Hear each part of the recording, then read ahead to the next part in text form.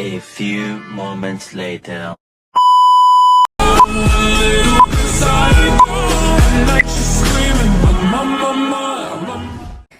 Assalamualaikum warahmatullahi wabarakatuh. Perkenalkan, nama saya Meldayani dengan NIM 223308 Prodi Manajemen.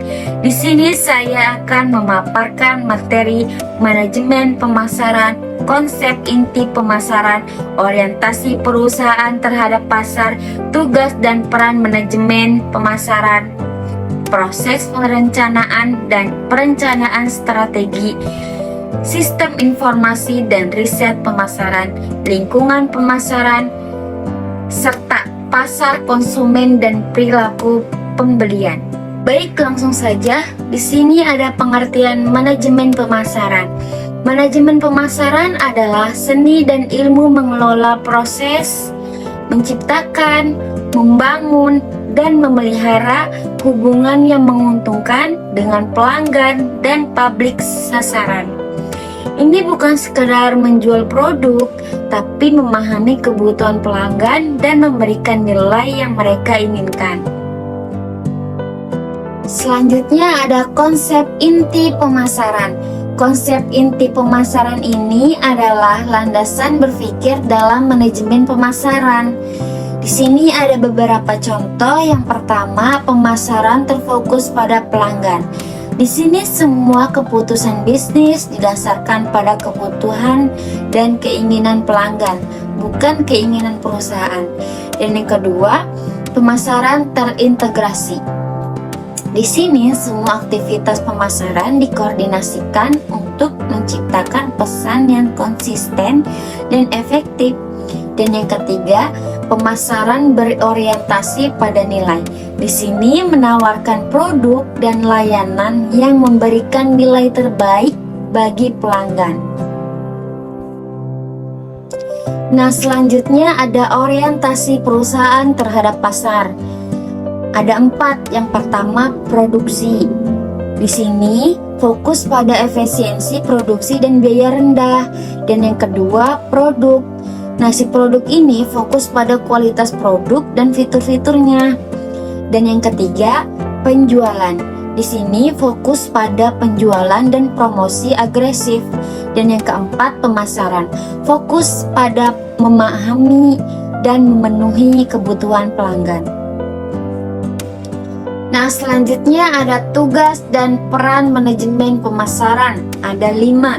Yang pertama, merancang dan mengimplementasikan program pemasaran. Di sini yaitu mengembangkan dan menjalankan kampanye pemasaran seperti periklanan, promosi, dan hubungan masyarakat. Yang kedua, mengelola tim pemasaran. Di sini yaitu memimpin dan memotivasi tim pemasaran serta memastikan mereka bekerja secara efektif. Dan yang ketiga, menetapkan strategi pemasaran.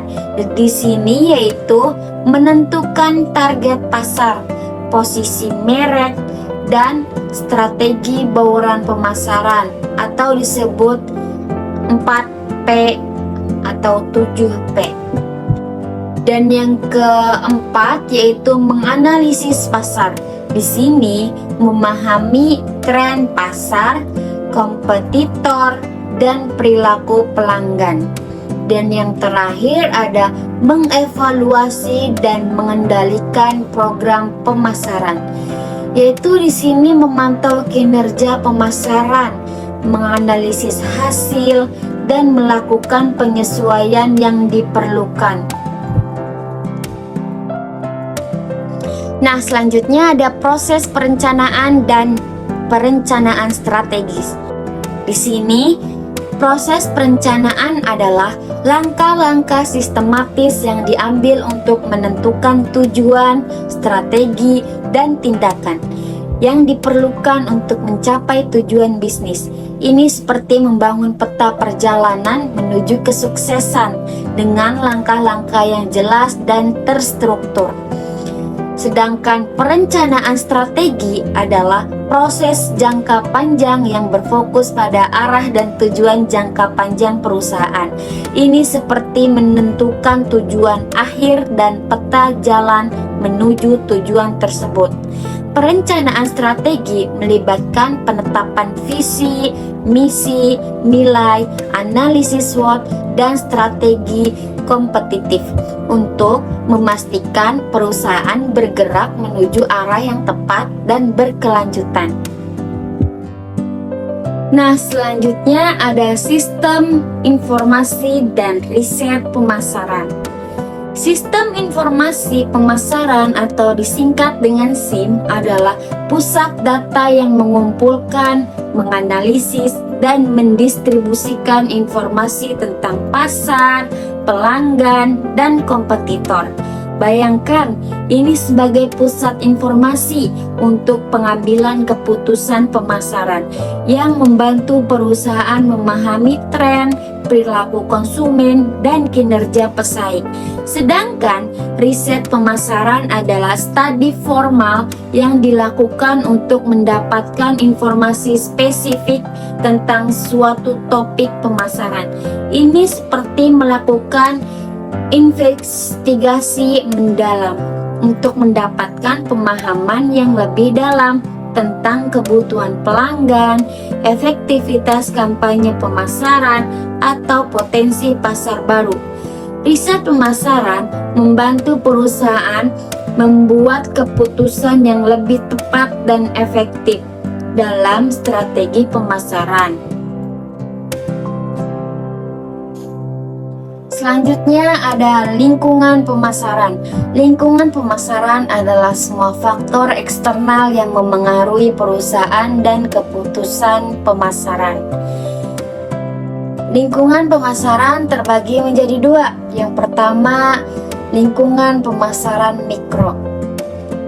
Lingkungan pemasaran mikro yaitu faktor-faktor yang dekat dengan perusahaan seperti pemasok dan pelanggan. Sedangkan lingkungan pemasaran makro yaitu faktor-faktor luas yang memengaruhi seluruh industri seperti ekonomi dan teknologi. Nah, memahami lingkungan pemasaran itu penting untuk membuat keputusan yang tepat dan mengantisipasi perubahan dan menyesuaikan strategi pemasaran agar perusahaan tetap kompetitif. Dan selanjutnya ada pasar konsumen dan perilaku pembelian. Pasar konsumen adalah kumpulan individu dan rumah tangga yang membeli barang dan jasa untuk konsumsi pribadi. Ini adalah target utama bagi perusahaan yang menjual produk untuk kebutuhan sehari-hari seperti makanan, pakaian, elektronik, dan layanan hiburan. Sedangkan perilaku pembelian konsumen adalah proses yang dilalui konsumen saat memutuskan untuk membeli, menggunakan, dan membuang barang atau jasa. Ini mencakup berbagai faktor yang memengaruhi keputusan pembelian, seperti budaya, sosial, pribadi, dan psikologi. Memahami faktor-faktor ini membantu perusahaan menargetkan pasar yang tepat dan mengembangkan strategi pemasaran yang efektif dan membangun hubungan yang kuat dengan pelanggan. Di sini saya membuat produk untuk memenuhi tugas UTS manajemen pemasaran. Produknya yaitu produk parfum. Produk ini diberi nama Miluxury Parfum yang terinspirasi dari nama saya sendiri, Mildayani, dan jenis produknya yaitu parfum. Nama ini menunjukkan bahwa parfum tersebut mewah dan berkualitas tinggi sesuai dengan desain logo dan nama produknya. Dan di sini gambar produknya di samping saya. Segmentasi produknya yaitu saya memilih segmentasi berdasarkan demografi dan psikografi. Yang pertama, demografi ada 3, yaitu jenis kelamin. Di sini produk ini cocok untuk wanita karena desain botol dan kemasannya mencerminkan kesan feminim. Yang kedua, usia.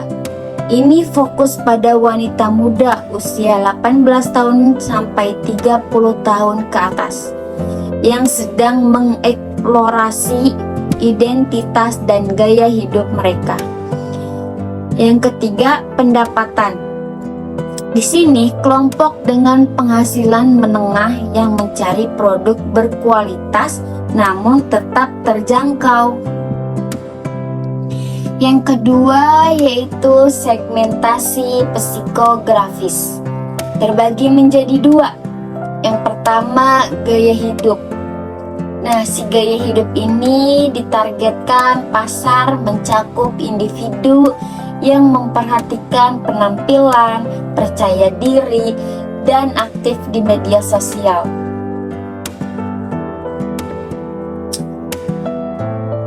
Dan selanjutnya ada kepribadian. Di sini yaitu untuk orang yang elegan, modern, dan menyukai aroma lembut namun tahan lama. Dan selanjutnya targeting.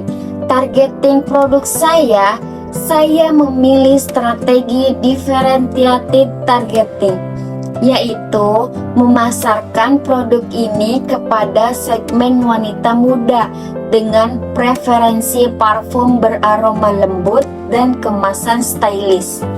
Penekanan dilakukan pada kelompok yang ingin tampil percaya diri tanpa mengesampingkan sisi elegan mereka. Dan promosi akan dilakukan melalui media sosial seperti Instagram dan TikTok yang relevan dengan kebiasaan target pasar. Media tersebut digunakan untuk memberikan pengalaman visual dan storytelling tentang parfum, seperti melalui influencer, video pendek, atau giveaway. Dan selanjutnya, positioning. Produk ini diposisikan sebagai parfum dengan kombinasi ada 3. Yang pertama, kualitas premium. Di sini si kualitas premium itu memiliki wangi tahan lama dengan bahan yang aman digunakan. Yang kedua, desain elegan. Di sini yaitu menampilkan kemasan cantik yang bisa dijadikan dekorasi meja rias, menarik bagi segmen wanita muda. Dan yang ketiga, harga terjangkau. Di sini memberikan nilai yang lebih dibandingkan parfum mahal tanpa mengurangi kualitas. Mungkin itu saja yang dapat saya paparkan. Terima kasih. Miluxury Parfum tampil elegan, percaya diri sepanjang hari.